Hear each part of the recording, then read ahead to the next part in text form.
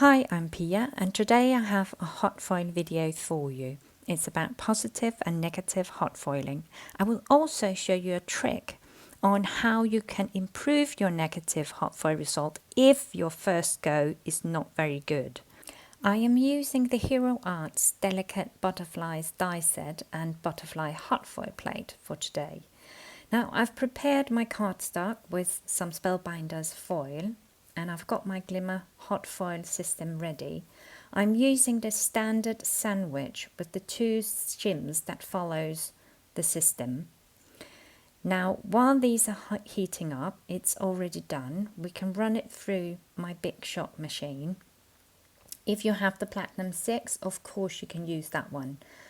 I vary from using the Big Shot and the P6 for when I hot foil, but today it's just a Big Shot. Let's see. Now, so this is the positive hot foil we're doing right now. That's the first bit we're doing. And let's see how the result turned out. Let's see. This is always the most exciting time when you do your hot foil, to actually see if the result is good. Oh, this looks promising. This actually looks really good. Oh, look how lovely it is, and I don't even have any overfoiling. Next up, we're going to do the negative hot foiling. I've got the Pink Fresh Studios solid plate, and I've got my leftover negative bit of the foil, and this time I'm using some pink cardstock, and again I'm using the standard sandwich. Now honestly, when I'm doing this, I don't know if it's going to work, and that is what we will see later on, and where I will give you a tip or a trick on how to salvage a not too good result.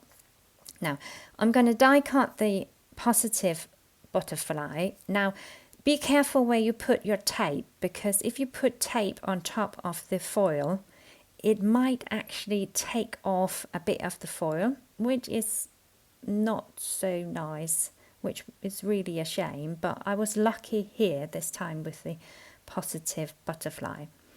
Now we are ready to run the negative butterfly through the Big Shot. And now it is getting pretty exciting to see the result of this one. So let's see, even I get impatient when doing this. Let's see. Now on top of the foil you've got this plastic cover, so carefully just lift a bit of the corner, and not so you lift the area where the butterfly is. Now look, it's not very good. It's very blotchy. So I'm gonna go and give it a second go. And this time I'm adding an extra shim. I'm adding a 250 GSM piece of cardstock, just to give it that bit more pressure when I'm running it through the C6.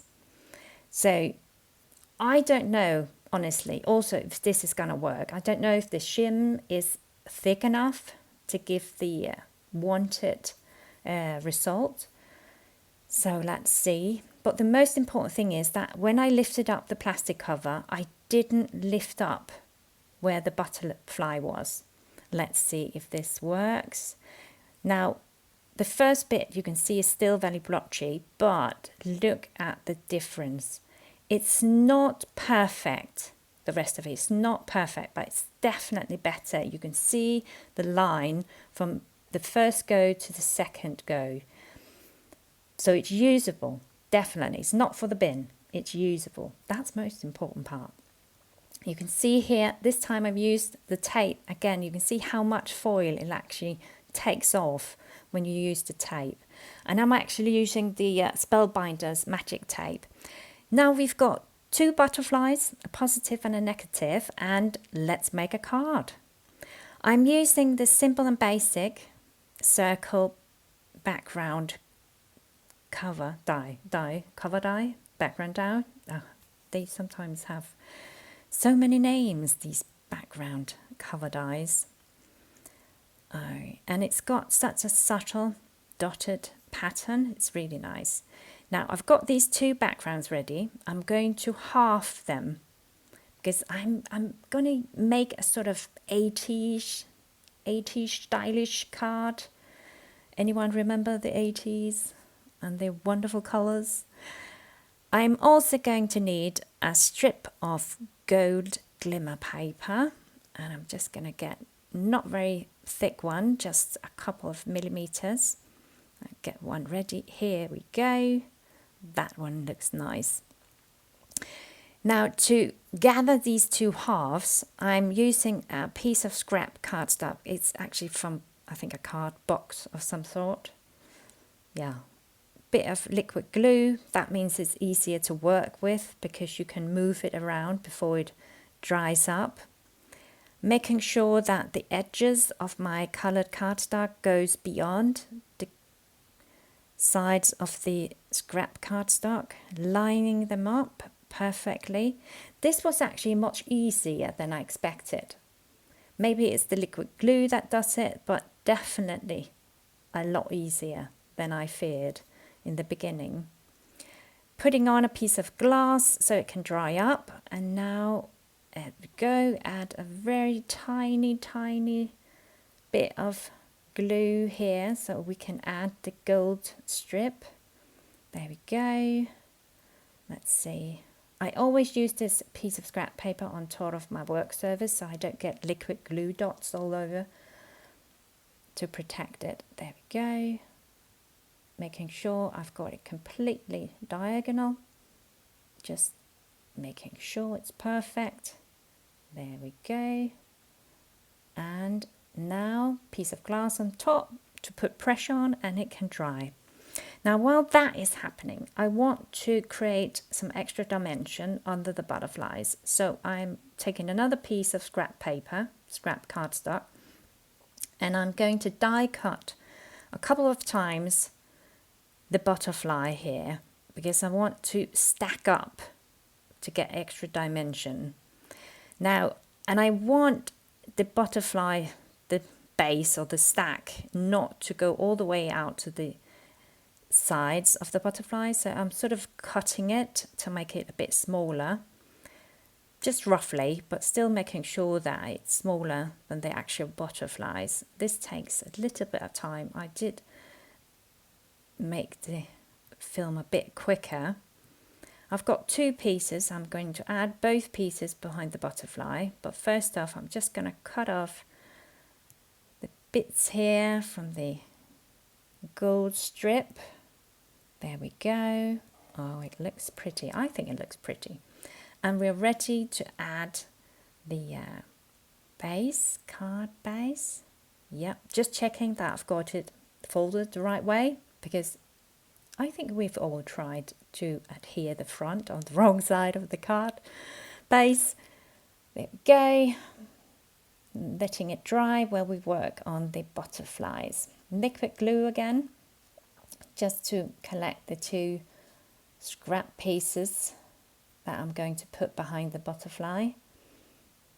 Now the good thing about liquid glue is actually it dries quickly. When first you've got it where you want it to be, it actually dries pretty quickly. I just checked the size of my dimension of the back here, liquid glue again, and I'm actually running out. You can see I'm tapping my glue bottle because I'm running out of glue. Bad timing actually. I should have thought about that before I began filming. But sometimes it's impulsive when I do my filming. I don't always plan on it to end up with a video, but sometimes it's just, oh, this is usable, I can use it, I'll make a video. And sometimes I actually don't get to the video. Life happens. Sometimes life happens. Now we can put on the beautiful butterfly. Next up is the sentiment. Now I couldn't decide. I honestly couldn't decide whether I wanted it the black one or the white one. So I'm just looking at to see which one will look the best. And I end up with the black one. I like that look the best. So it just takes a bit of a snips and then it is ready to put on Of course not on top of the glass piece, but on top of the card. There we go. And I've still got a bit of glue left in my bottle. And that's all I need to finish off this card. Let's see if my tweezers, yeah, there we go, straight in the middle, so you can still see this gorgeous butterfly. And that is the finished card. Now this is the card with the negative butterfly, so if you keep watching, you'll see the card I created with the positive butterfly, which is a bit of a double. You can say 2 for 1 card. Here you've got it. It's with a Danish sentiment. Look how lovely it is. Thank you so much for watching.